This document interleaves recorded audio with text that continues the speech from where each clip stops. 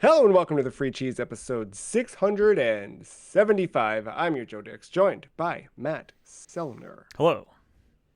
The Free Cheese is a weekly video game podcast about video games, brought to you once a week by thefreecheese.com. This week's episode covers Omega Boost for the Sony PlayStation. More on Omega Boost later on, including where we rank the episode on the list. But first, Matt, we've asked this question at some point, at multiple points across the 10 years of recording this podcast together. However, which developer, known for a specific type of game, would you like to see make something brand new?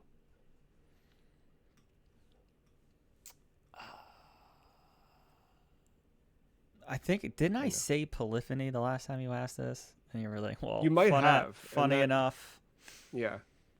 That seems familiar. Um, Now, next week, for those who've not been to the website, we do have Death by Degrees coming up to the list, which is like a Resident Evil Metal Gear game developed by the people what made Tekken. dude, don't give away my review. Sorry.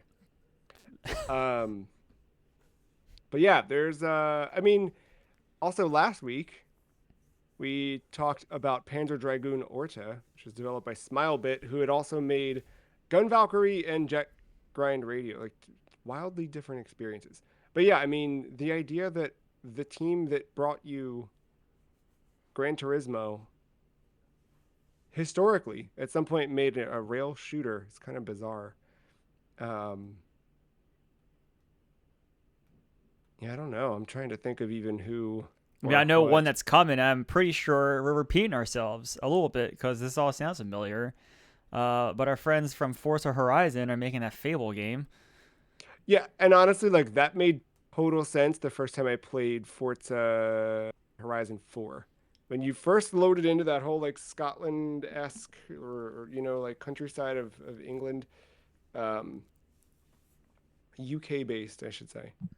That whole thing, seeing all the map markers and everything, I was like, oh, they could make an open world RPG. They're making one right now with this car. Um, yeah, I don't know. I posed the Also, question. I don't have a great answer for it. yeah, I mean, I know stuff that's coming that's interesting. I just don't know what developer. Like, I'm blanking on developers now. Game Freak. Yeah, they just put out that Beast of Reincarnation. We've seen bad examples of, usually, hey, what if we made a live service game? That's if it gets. Completely out of our wheelhouse. That's get. That's if it gets to the light of day. If you are Yeah. over there at Sony, Yeah, true. fuck it. Even Xbox, all of them, honestly. Yeah, there's not a single one. Or I'm thinking like Suicide Squad, where that just didn't really That too. hit. But still, that was kind of, it's still third person action. This to me, like we make the car video games, and then this is just like a complete departure. Here's I Armor don't know that Core on there's, rails. yeah, yeah. Um, well, maybe we'll land on an answer by the end of this of where we want to go, what we want to see. Until then, we're going to talk about Omega Boost, developed by Polyphony Digital, published by Sony Computer Entertainment, released on the PlayStation in North America September 14th, 1999. Back of the box reads, from the creators of Gran Turismo comes the ultimate 3D blast fest. Coexistence between man and machine is no longer an option.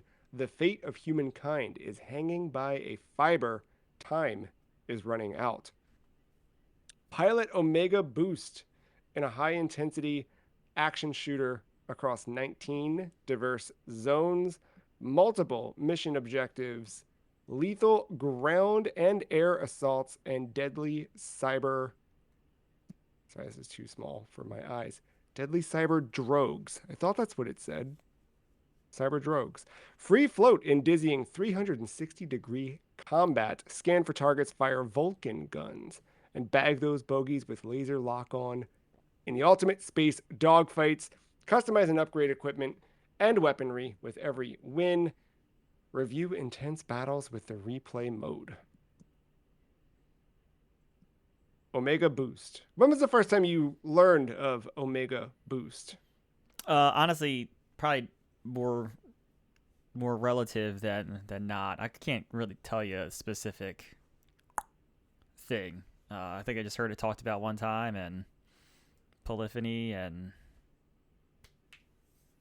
Yeah, somewhere in the last few years, I feel like this came on my radar, but just looking more at PS1 stuff, it was more recent, and it was more just like I think if I had heard of it before, I think Omega Boost as an idea is like, okay, yeah, PS1 game, sure, whatever. But like, it's that pairing with polyphony where all of a sudden you're like, wait, what? Um, certainly there's a car in this game.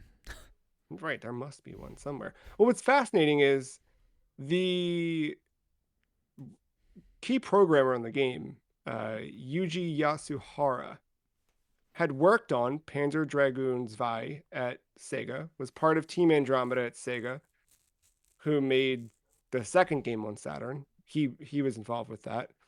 And he left Sega, joined Sony, and ended up on this team. And I think hearing that, you're like, oh, well, that makes sense.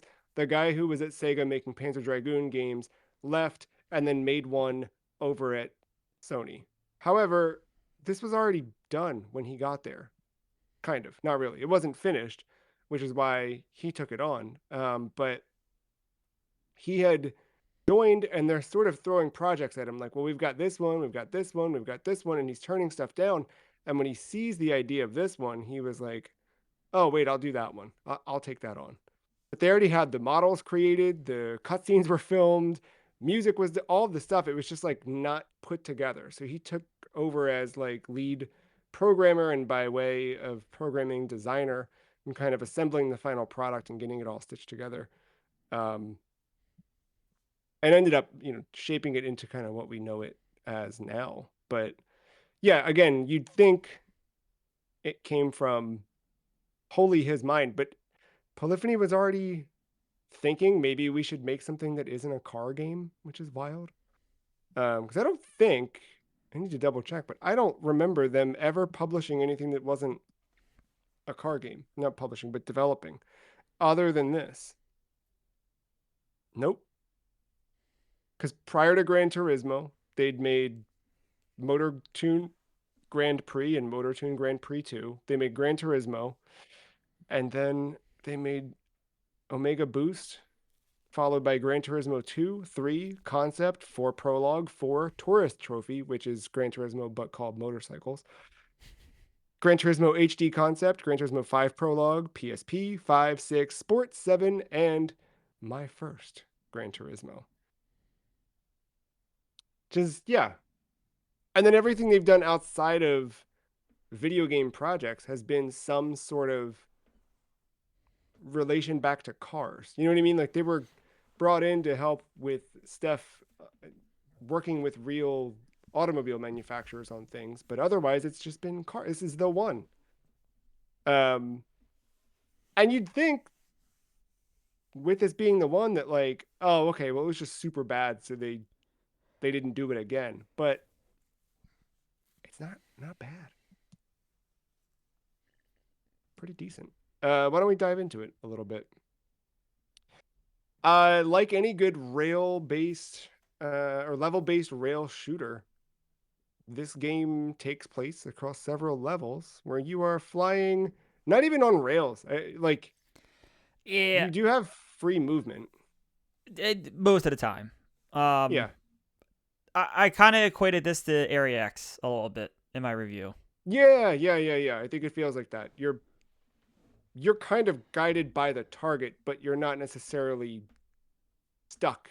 Like Yeah, I mean, there's like two levels where you are stuck, like going down a tunnel specifically, but for the most part, you're not the traditional on rails, although it yeah. feels on rails. Yes, very much so. Um so you're piloting the Core, I mean, titular thing. the what? I called it a core. Yeah. Um uh you can basic controls. You boost and dodge kind of with the same buttons, and it's triangle and circle. Um, you've got your laser. You've got a lock on option with I think it's L1 or no. L1 kills your engine, um, which is sometimes beneficial. Um, and then you have an option to swap to a first person mode, which does actually come in handy for a couple of the fights. Um, Not necessary, but you know, if you prefer, you can switch it. It just gives you a little bit easier visual clarity. Um, I, I know this is reductive, but I mean, this is fly through space, waves of enemies come at you, clear the enemies. You do have a kind of like hold in the button to target, much like Matt pointed out with Res, like you hold, select the targets in front of you, release to shoot. Um, that's that's there.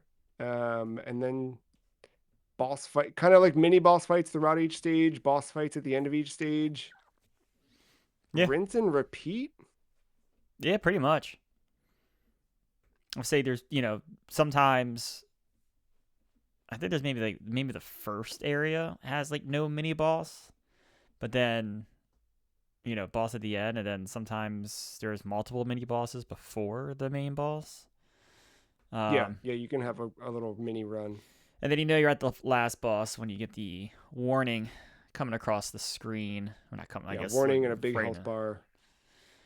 right in the center there. And then yeah, big health bar, yellow, and you try to take it down. Uh, we were talking before we started recording that now looking at the game manual, we can see there's quite a significant story in place. Uh, there's a lot of thought and background put into this, but I don't know how much of that is really. You have a really great introductory cutscene Yes. that's just so solid. Great music, great acting, just great scene setting. Like it feels like in terms of like FMV stuff of the late 90s, the it feels like an FMV from the late 90s in a video game, but it also feels like, you know, that combo of like it's like an episode of Red Dwarf or like stuff in Mighty Morphin Power Rangers where they like take it super seriously. Like it's got a bit of that Mm-hmm. going for it. I mean now like when you read through the story as it's uh, explained here, I mean there's a lot of background. We get a definition of ENIAC, the electronic numerical integrator and calculator, a massive 30-ton computer with 17,468 vacuum tubes. In the 1940s, the U.S. Army asked Malkley and Eckert at the University of Pennsylvania to develop a computer to calculate the ballistics of new weapons, and the first successful calculation was made in November 1945. Like, that's the level of detail we're dealing with here when it comes to background and story within um, Did, uh, did you say this was in the Omega manual? Boost. I don't Yeah, recall. Okay, yeah, yeah, yeah. That's but it's in the manual. Yeah. So, it's wild. it's one of those old. I mean, it's no different than what you would have gotten 5 years prior to this game coming out in Super Nintendo, where when you boot the game, you get one sentence, but if you read the manual, you might get 1 to 5 pages. There's a whole right, exactly. There's a lot baked into it, and honestly, like for me, that does tend to tell the best story in a way, right? Like for me, I would much rather engage with some sort of movie or TV show or whatever where I think we have a really bad habit in modern media of over explaining everything and every character like really telling you everything they're thinking and feeling and everything they've ever done, where a really good like good writing, the writer knows all that stuff. Maybe the actor knows all of that stuff, but what's on the page is 3 words, right? But it's like what goes into the background of like what made that character say those words that made it more impactful. And like that's the stuff where you can dive deep if you want to, or maybe in years to come, there's some sort of you discover that in like sequels or things like that. But on the whole, like you're only getting a little taste of it. And I think that that works best. I'm not saying that Omega Boost is like this shining example of storytelling or anything like that, but I do appreciate the less is more approach when it comes to the final product. And I think it's cool that there is this much depth put into something like this that seems to us at times a little cheesy and a little tongue in cheek, but I appreciated it all the way through the final credits song. I looked up or I looked in the credits for the name of the band that wrote those rad songs. I believe it was Loudmouth was the band. I did see Static X. Some of their music was licensed, but Yeah, the North American version laces the songs by Loudmouth, opening with Fly and closing with The Road, as well sure. as Articulation by Static X. And then, yeah, it seems like each version or each region got different music. Yeah, that Because makes sense. Japan got stuff by a band named Feeder and Ah. Esmiel. And then European got stuff by a band named Cast, who I've never heard of. So, yeah. No, music was dope though. I Yeah, um I I have to say I wasn't expecting this game to open the way it did. I would say that if anything, that's the most shocking part of this game for me. Is yeah. you turn it on FMV. It's not even like a 30-second FMV. It's like something that is like it felt like 5 minutes. It was probably closer to 3. And remind me, that only plays as the attract mode. When you actually start the game, it doesn't play, right? I think it's like one of the like the opening. It's like the opening cutscene thing, and then you Then you get to the you menu, get like to then the you press choose start start. button, and then yeah, press start, and Yeah. then you're in But yeah, menu. you're only going to see it when you turn on the game initially. It's not because I remember the first time I saw it and I was like, okay, well, I'm not going to watch this twice. I'll start the game and then it'll play. And it never did. So I reset the game to watch it again. And then, yeah, that was the one where like grabbing footage of this game to put, I knew like just seeing what the game looked like roughly and like that I wanted this on the list this year. But I was going to grab footage of this when I was putting together a reveal trailer for putting together the season's worth of content. And I just looked up like the World of Long Plays video to just start from the beginning and see like what's a good spot for me to like clip out or whatever. And I remember seeing like it just starts literally and I'm blown away. And I was like, okay, this is the right choice. I made the right call on this. Um, yeah, I feel like we're pretty shallow on the discussion, but I really don't have much more to say past like it really is. I think it's competent. I think it feels good to fly around. I think shooting feels good. Like it I but that's it. I think ultimately like this game it's not forgettable, but it's not doing anything that's like revolutionary. It's just really really competent, I think. No, it's one of those things where I think it is killed almost in a way by the PlayStation 1's draw distance, Mhm. which is something that, coming off of Orta last week, where you can kind of see everything coming at you, and it's on the 360, well, on the original Xbox, but then we're also beneficiaries of the, little bit of the HD work on the Series X and Yeah. whatever. It's kind of, as far as art style and what it looks like, I think it looks fine for a PlayStation 1. It's just like you get like some of the levels, like I think of the I guess a sand or other planet, but like Mm. the one with like the stuff that's coming out, like the little snake thing that comes out of the ground and you have to kind of keep shooting. Like it's just black background, and then when you're near the ground it's just like this orange. Yeah. So like, and you see a lot of that in in some of the other levels, because a lot of them are in space, so a lot of it's like black with the speckle of stars in the background. And then yeah, you don't really see the enemies design until they're kind of like right in your face a little bit.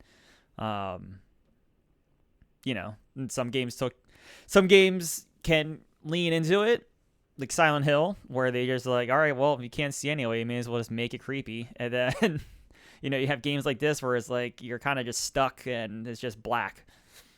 Yeah. But this one, I think, like, while limited, never felt. I was never looking at it like, well, this looks bad.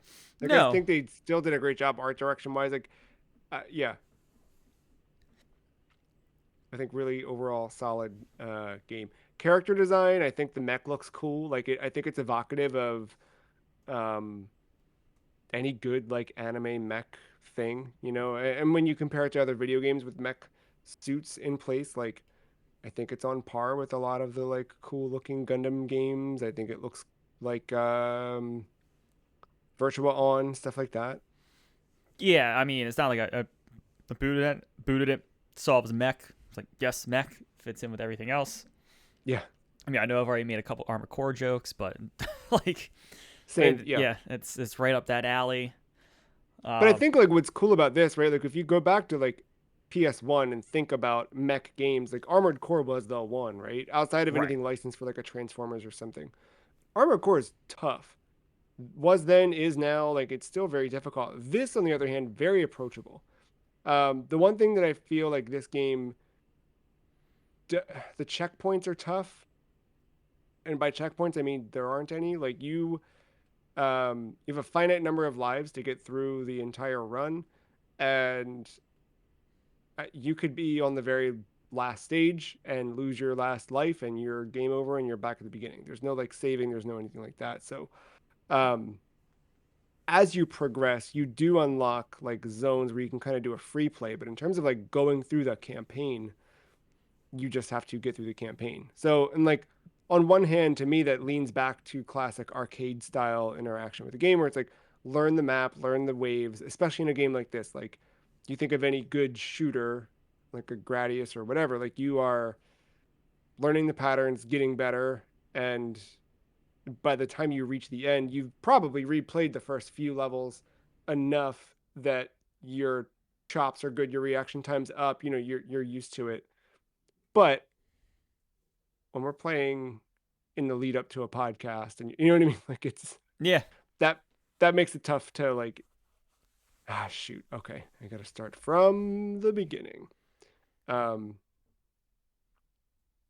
but that said, this is still a game I'm gonna keep installed and just go back to from time to time, just as like a the same way that like every now and then I get an itch to play Star Fox, I will and I'd fire that up and do a few levels. Like I think this is the same thing there to me. Um, Speaking of Star Fox, after playing two of these back to back, which by the way, that was complete accident, scheduling Total wise. accident. Don't know Yeah, how like that kind of happened, but it just did. I'm starting to think that Star Fox is not the poster child or the poster boy of this genre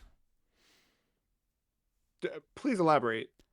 because all these other games are doing so many other things mechanically. Oh, okay. All right, tell me. Like I don't know. I'm just like Star Fox. I mean, correct me if I'm wrong. Maybe it's just been a while since I've played Star Fox 64. But like you fly around on rails for the most part. I know there's the open. There are Yeah, the there's a Ace couple of those Combat sections, but yeah. missions, but like for the most part, you're on rails and you just fly around, dodge things, and shoot. And there's the bomb. That's it. Mm-hmm. Mechanically, that's it, right? Besides I maybe opening up potential alternate paths by doing things at specific moments. You do have alternate paths. The one thing that Star Fox has, because you're always kind of headed straight forward, you do have those options to like do a quick, like whatever they call it, like a Evasive somersault. maneuvers and stuff like Yeah, that. like you've got some of that stuff that's fun, but it's not necessarily like, you know, I don't know, significant mechanic. You can fuzz your way through that game without ever using some of those techniques, I think. Okay. But But yeah, like yeah, I you're right. It's like pretty straightforward. like I know Orta is a couple generations after. Like I understand that. Sure. Well, I guess one technically, right? Just one. Yeah. Yeah.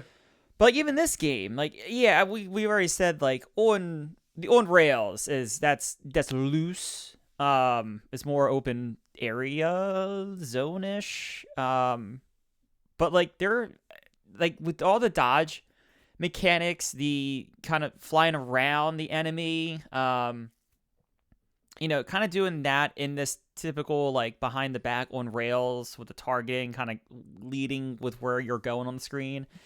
I just feel like this game's doing more mechanically than Star Fox ever does.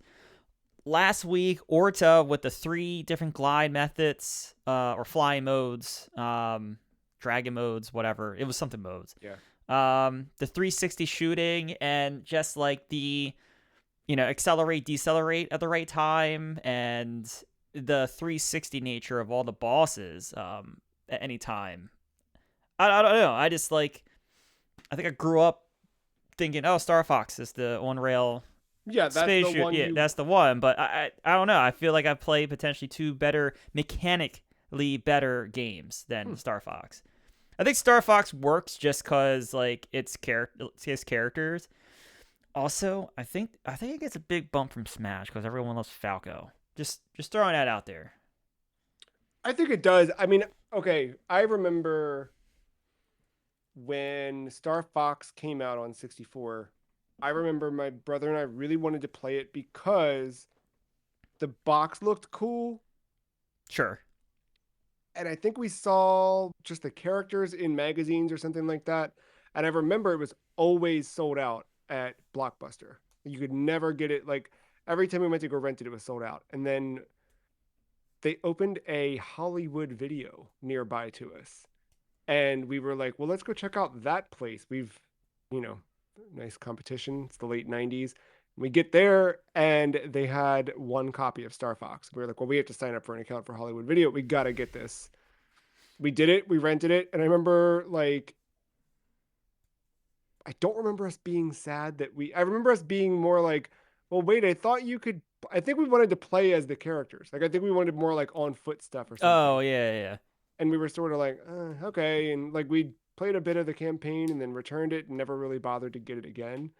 And then, yeah, I think Fox and Falco are fun in Smash. I remember like getting Smash after the fact. Fox was fun to play as. And then in Melee, when they add Falco, I remember like friends really liking that. Yeah, and yeah, I don't think you're too far off. Like, they're cool characters in that sense, but Yeah, I mean, I don't think this is like Nest to Earthbound, what you got in Smash when everyone was like, "Wait, who's the what kid? is an yeah.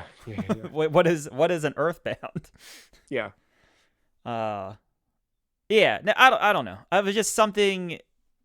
Like I said, we typically don't. We purposely don't plan for back-to-back weeks like this.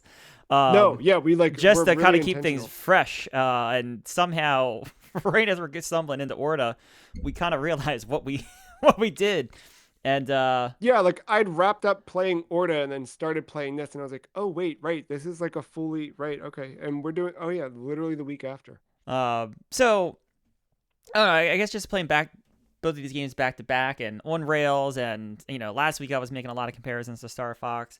And I can't help but to make it again, and I'm just sitting here thinking like, I just gotta play 2 games that I barely heard of that I think mechanically are more in depth and better than Star Fox 64. Yeah, I think so. And you know what I think it is? I think it comes back to that like arcade nature of like repetition based gameplay. Like you're learning, you have to play these things a couple times. Orta, I think, was pretty straightforward. I don't remember. And Orta had a good checkpoint system with like Well, you fail a level. I think Order will get crazy though once you start trying to see the Yeah. whole game, like your alternate paths and Oh yeah, whatnot. yeah, Yeah. yeah. There's a lot of depth to it. But I don't think like with Star Fox, I think you can maybe I'm crazy. I think you can beat Star Fox in like 45 minutes. Let me beat Well, Mega Omega Boost Boost in is pretty like an short hour. too. Yeah. Yeah, you're right. You're right. But I'm with you. There's I think the long running like idea that like, well, Star Fox is the one, I think has been Yeah, and untested I don't for a want to long make this time. episode like I'm poo pooing on Star Fox. I still think Star Fox is a great No, game, but no, I'm no. just like, who really knows what Omega Boost is? And what if I told you I think it's as good as Star Fox 64? Like, Right, and like, why haven't we remade this game 5 times now? You know, where's the Platinum Games version of Omega Boost for the Wii well, U? Polyphony's too busy designing every granular detail of a steering wheel that you might see twice in your entire playthrough of Gran Turismo. Not if you play in VR. You know what? That's fair. I the day I got the VR headset, besides like immense regret and wondering why I did any of it, once I got through that feeling, I played some Job Simulator, some Res, and then I climbed into a Honda CR. No, because they don't have the CRX in the game. Just a Civic Honda Type Civic with R? the hatchback. Type R? No, no, like the late 80s like Civic with a hatchback. Okay. I forget what they call it, but yeah, Yeah. that one. I climbed into it. I got the headset on, looking around. I'm like, now that's a steering wheel. That is a Honda steering wheel from the late 80s. I can see it. I can feel it. Let me turn on that blinker. Oh, there's no arms. There's no posable arms in this. Got it. Never mind. I'm not actually in a car. But for that, worth it. Um, well, now I feel like we ought to play Star Fox. At some But point, yeah. Um, yeah, I mean, I think we touched briefly, but I like just to kind of talk a little bit more, I guess, about the game because I don't. Did we talk about like what the shooting actually is? Like, yeah, you had the lock on stuff. It's pretty much like Orta last week where you have the lock on, you can hold it, or you can kind of like press it to beam, and depending on what you're facing, it's better to kind of do one or the other or some kind of kind combination of, of both or yeah, whatever. That and then like I think the unique mechanic here is just the boosting and like the little like your version of a barrel roll going across the yeah. screen to try to dodge oncoming projectiles. Not playing the tutorial in this game and just going in and just looking at controls, that's a daring move. I did not get very far not knowing how to No, do the that. tutorials Not teaches knowing you a how to do lot. that boost. It lets you get really good with like the tunnel level with the spheres, the little red spheres you've Yeah, got to go through. Like it's a smart tutorial to get you prepared for the game. Because yeah, if you just go in cold, I didn't make it too far. My first time with this, I skipped tutorial. I will say I was getting A's early on. Like the first two levels, I got two A's, and I think I started to get overconfident. Yeah, I guess you can kind of cheese your way through that. I remember like just not like you kind of get your bearings quickly, and then yeah, as you get a few stages in, I remember I forget which level it was, but there's like the first time you run into another mech that you're fighting, It's the where end of they're nimble. two. Yeah, that one was the first one where I'm like, The mirror. this is I guess it's tough. not a mirror matchup, but what feels like the mirror matchup. Yeah, yeah.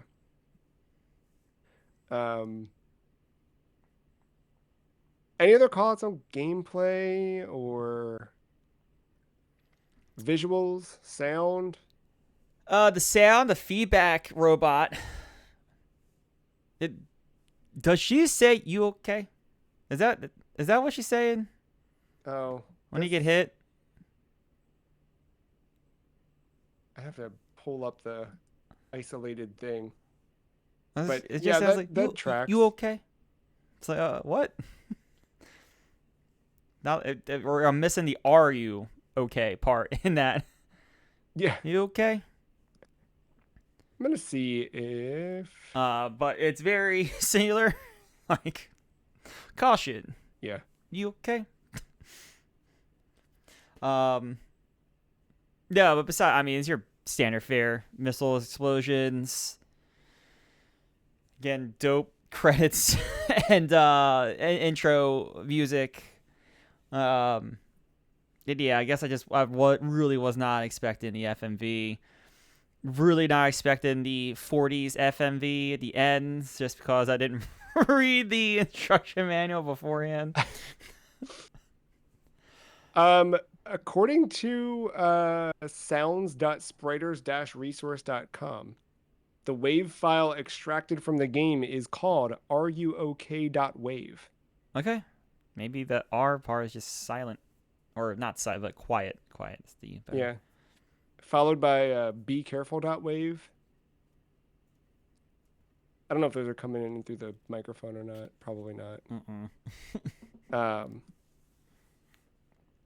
boost level is now upgraded. I remember that one. Mm-hmm. Um, and yeah, I mean you do upgrade throughout the game a little bit. I think the back of the box was a little misleading in that regard in terms of like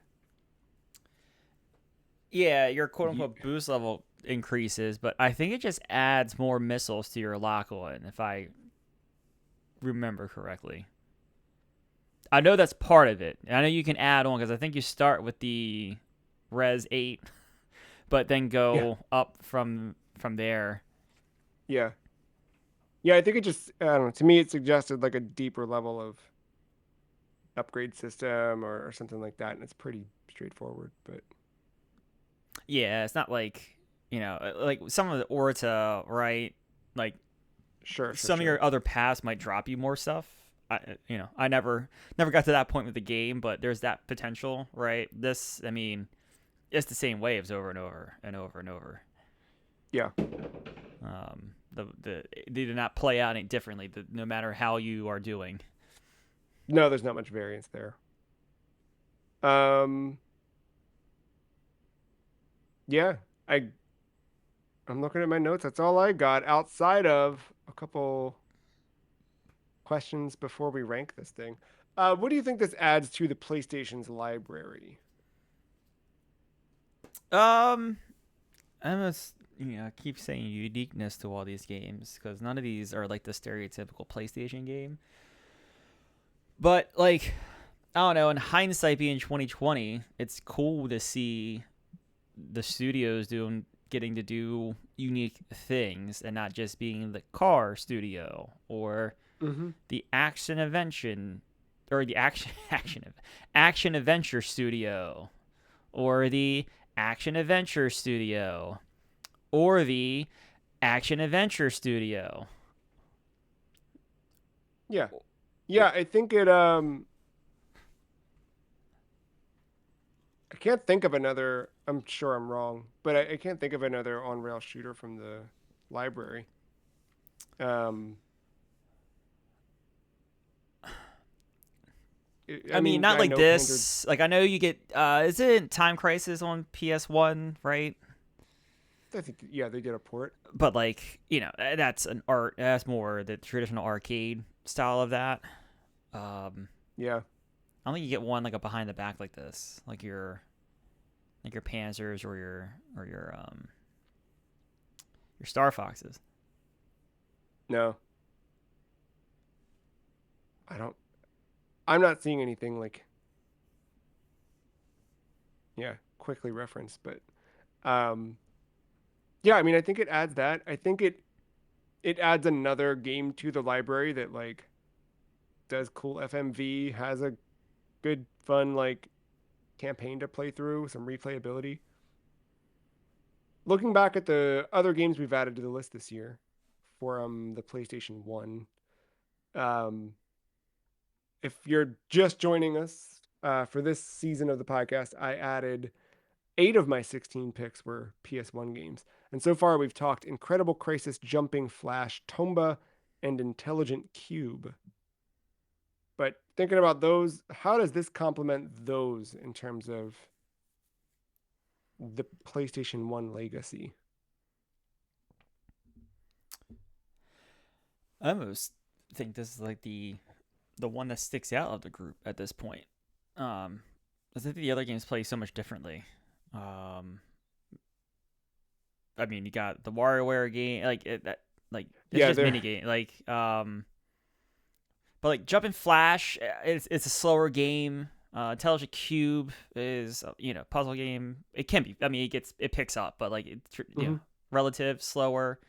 What's the last PS1 game? I forgot it that fast. Tomba Tomba action adventure. That one's some platformer, but with some platforming and stuff like that. But and some that like RPG stuff. I was just about to say it's a sneaky RPG. At the Yeah. time. I think this is just your fast-paced shooter, like in your face, that the other games you have chosen and we played thus far just aren't actually. But I think I think it shows the library, the depth of the library you got on PlayStation. Like, Yeah, there's just so much. PlayStation 1 has so many, which is why I wanted to explore it this year, is like there's just a lot of video games on that platform.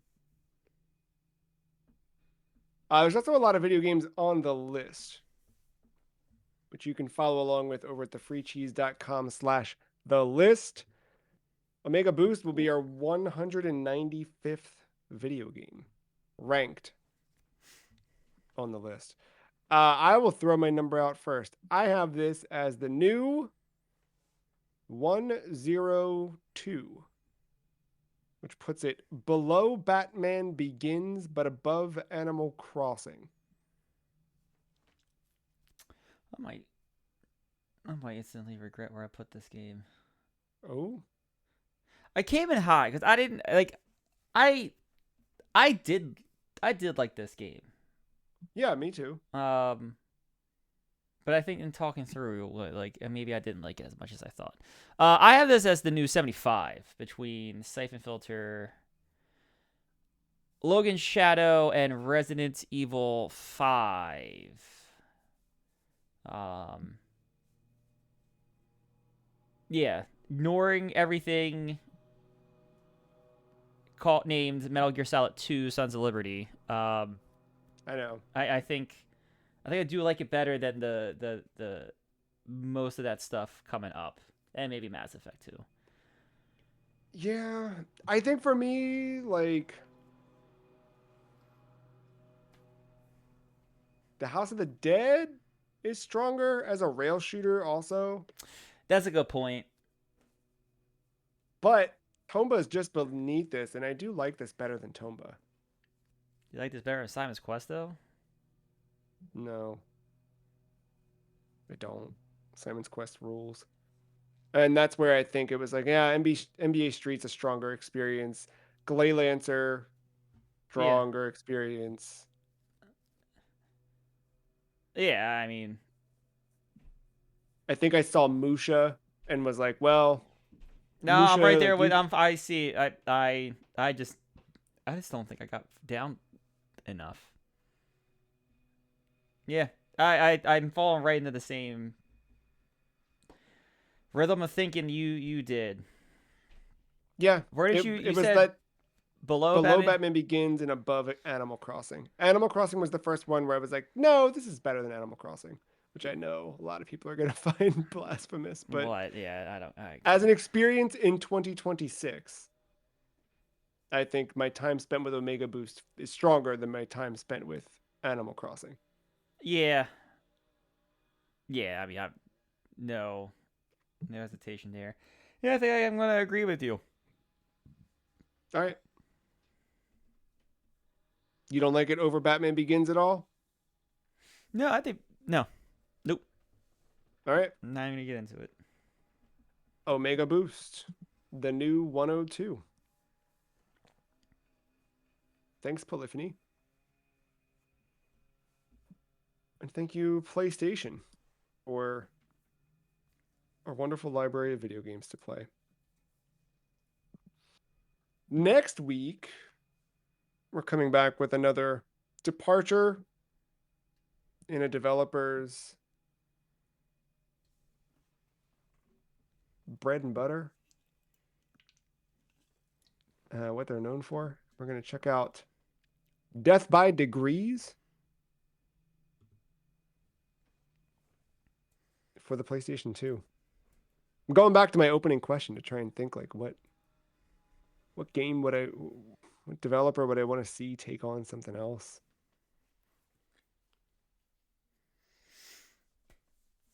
What would a From Software driving game look like?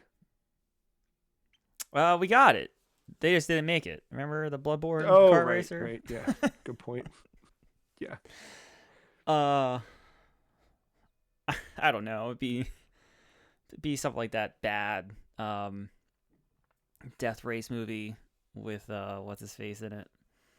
Oh yeah, yeah, yeah. A great Death Race movie. Um, Jason Statham, that's the his name. I couldn't think. I yeah. couldn't think. The other thing that I think Nintendo does do this pretty well, where they take a team who's pretty established in a specific genre and then they let them get weird. Like I'm pretty sure the Animal Crossing and Splatoon teams are the same. I might need to double check that. But there's some crossover in different teams like that where it's like completely different genres. But when they enter a new space, like what do they bring to it? Yeah, I get that. Yeah. Well, more on that next week with Nina Williams. Stay tuned. Until that, we should also call out. We got a couple on our road to 200 video games ranked. Also, hold on. What is 200? That's okay. Yeah. As long as nothing changes. We're only a few away from 200. But in the coming weeks, we've got Mario Tennis for the Nintendo 64, just after Death by Degrees, Blue Stinger on the Sega Dreamcast. I'm looking forward to both of those. Check those out over on thefreecheese.com, along with everything we record, write, publish, etc. It's all there. And of course, go to thefreecheese.com/the list for a look at every video game we've ranked. Until next time, thank you, Matt. Thank you all for hanging out with us.